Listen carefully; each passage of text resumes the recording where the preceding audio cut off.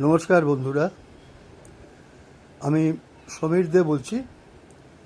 সমস্ত ফেসবুক এবং ইউটিউবের দর্শক বন্ধুদের জানাই প্রীতি, শুভেচ্ছা এবং ভালোবাসা। আমার একটা ছোট্ট ইউটিউব চ্যানেল আছে, নাম তার খুশির স্পর্শ। খুশির স্পর্শ চ্যানেলের তরফ থেকে সবাইকে আন্তরিক প্রীতি, শুভেচ্ছা এবং ভালোবাসা জানিয়ে আজ আমার কিছু বক্তব্য আছে, সেটা আমি পেশ করার চেষ্টা করব। যদি আমার বক্তব্যে কোনো ভুল ত্রুটি থাকে, আশা করি আপনারা নিজ গুণে আমাকে ক্ষমা করবেন। দেখুন, আজকাল ইউটিউব বা ফেসবুক খুললেই প্রচুর ব্লগারদের ভিডিও দেখতে পাওয়া যায়। ফুড ব্লগার, ট্রেন্ড ব্লগার, বিভিন্ন রকম ব্লগার। আমি আজকে ফুড ব্লগিং নিয়ে কিছু কথা বলতে চাই। সবসময় দেখি ফুড ব্লগাররা এই দোকান, ওই দোকান, সেই রেস্টুরেন্ট, ওই কাফে ঘুরে ঘুরে খাবারের রিভিউ দিচ্ছে। কোন থালির কত দাম, এটা দেখাও, ওটা দেখাও, এটা কি করে দিচ্ছ এত সস্তায়, এটা কি করে হচ্ছে, এটা এই বিভিন্ন রকম প্রশ্ন করে। মাঝখানে তো আমি নাম করতে চাই না, কলকাতার ডালহাউসি পাড়ার একটি ভাতের হোটেলকে নিয়ে এত বেশি মাতামাতি হয়েছিল। কিন্তু আমার প্রশ্ন হচ্ছে একটা, ওই ডালহাউসি পাড়ায় ফুড ব্লগাররা যে দোকানটায় একদম মৌমাছির মতো আছড়ে পড়েছিলেন, তার আশপাশে তো আরও অনেক ওই ধরনের ভাতের হোটেল আছে, কিন্তু সেই সব হোটেল নিয়ে কোনো ফুড ব্লগিং কিন্তু আমি দেখতে পাইনি। এটা কেন? তারাও তো দোকান করে নিজেদের পেটের ভাত রোজগার করছেন। এছাড়াও দেখি বিভিন্ন জায়গায় বিভিন্ন ফুড ব্লগাররা যাচ্ছেন, রিভিউ দিচ্ছেন, খাবার খাচ্ছেন, কিন্তু আজ পর্যন্ত কোনোদিনও আমি দেখলাম না যে ব্লগাররা খাবার খেয়ে পেমেন্ট করে গেলেন। পেমেন্ট করতে আমি আজ পর্যন্ত দেখলাম না। তো আমার মনে সন্দেহ জাগে যে একটু রিভিউ করলে কি ওইসব হোটেলের যারা মালিক, তারা কি বিনা পয়সায় খাবার দেন তাদের একটু পাবলিসিটি হবে বলে? ফুড ব্লগাররা দেখি, কয়েকজনের ফুড ব্লগিং দেখেছি আমি, প্রায় দেখতে পাই চোখে, আপনি দেখতে না চাইলেও আপনার চোখের সামনে এসে যাবে ইউটিউব ফেসবুক খুললেই। কেউ কেউ তো এই ফুড ব্লগিং করে গাড়ি কিনে ফেলছেন, নিজেদের দোতলা তিনতলা বাড়ি হাঁকিয়ে ফেলছেন, এত পয়সা ইনকাম করছেন। আমি বুঝতে পারি না এত পয়সা কোথা থেকে তারা পান। আজ এখানে কাল ওখানে ফুড ব্লগিং করছেন, তারপর দেখছি যে সুন্দর গাড়ি, তাদের বাড়িতে যখন তারা খাবার খাচ্ছেন সেটাও যখন ভিডিও বানাচ্ছেন, দেখছি 4 রকম 5 রকম পদ, মাছ 2 রকম, মাংস, এটা ওটা সেটা। দেখে তো মনে হয় আর্থিক রূপে এরা প্রচণ্ড সম্পন্ন।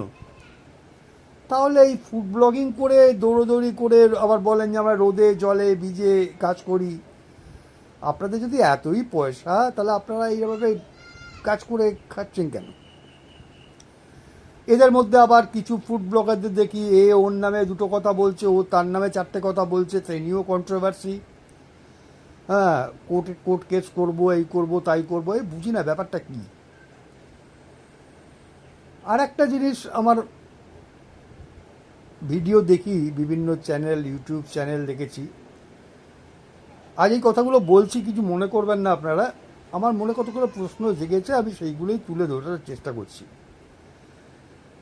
ভিডিও দেখি বিভিন্ন ইউটিউব চ্যানেলে, সবসময় দেখছি যে স্বামী স্ত্রীর মধ্যে ঝগড়া ঝাঁটি, তুই তোকারি করে কথাবার্তা। হ্যাঁ, তাদের কিন্তু আবার বাচ্চা আছে, তাদের ছেলে মেয়েরা রয়েছে, তাদের সামনেই স্বামী স্ত্রী একে অপরের সঙ্গে তুই তো করে কথা বলছে।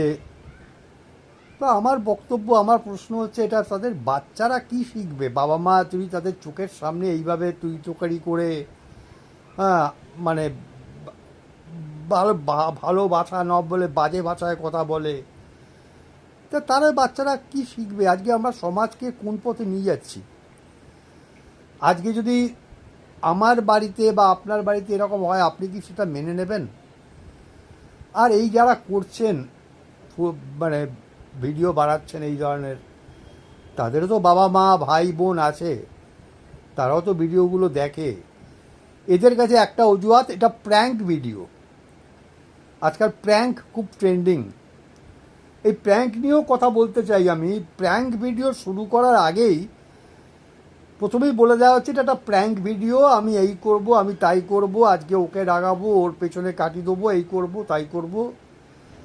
তারপর ক্যামেরাটা এক জায়গায় সেট করা হচ্ছে। ক্যামেরাটা সেট করার পর ওই ক্যামেরাটা যতটা জায়গা কভার করছে এই ভিডিওর পাত্রপাত্রীরা, তারা ঠিক ওইটুকু জায়গার মধ্যেই নড়াচড়া করছেন, এর বাইরে যাচ্ছেন না। তারাও জানেন যে ক্যামেরাটা ওখানে লাগানো আছে, আমি অন্যদিকে গেলে ক্যামেরার আউট অফ ফোকাস হয়ে যাব। তারপরে দেখি যে হয়তো হাজব্যান্ড ওয়াইফের ওপর প্র্যাঙ্ক করছে। ওয়াইফ হয়তো পাশের ঘরে রান্না করছে বা ঘরের কাজ, সংসারের কাজ করছে। হাজব্যান্ড ক্যামেরা ফিট করছেন, বলছেন যে আমি এইটা ক্যামেরা ফিট করছি, ও আসবে একটু পরে, এরপর এই করব তাই করব। এবং যতক্ষণ না ওনার ইন্ট্রোডাকশন শেষ হচ্ছে ততক্ষণ ওই ঘরে আর কেউ প্রবেশ করবে না। মানে সবাই জানে ওখানে ক্যামেরা সেট করা হচ্ছে, তারপর আমি এন্ট্রি করব, তার সঙ্গে আমার এই নাটকের কথাবার্তাগুলো। নাটক ছাড়া কি, এত ভিউ, এত এই, প্রচুর ভিউ, প্রচুর টাকা। দেখি যে তারা যখন খাবার খেতে বসছে, মানে 3-4 রকম আইটেম ছাড়া তাদের খাবার মুখে উঠছে না। তো যাই হোক, এইগুলো দেখে আমার কতগুলো প্রশ্ন মনে জেগেছিল, আমি আপনাদের সামনে তুলে ধরলাম। আপনারা যদি আমার সঙ্গে একমত হন, নাও হতে পারেন, এটা কোনো জরুরি ব্যাপার নয় যে আপনারা সবাই আমার সঙ্গে একমত পোষণ করবেন। আমার মনের যে প্রশ্নগুলো এসছে আমি তুলে ধরলাম, আপনারা দয়া করে কমেন্ট করে জানাবেন। আর এই আমার ক্ষুদ্র চ্যানেল খুশির স্পর্শ, এই চ্যানেলটার পাশে থাকবেন। আপনারা যদি আমাকে উৎসাহ দেন, আমি এই ধরনের প্রশ্ন বা যাই বলুন এরপরে আরও নিয়ে আসবো। অসংখ্য ধন্যবাদ সবাইকে। সবাই ভালো থাকবেন। নমস্কার।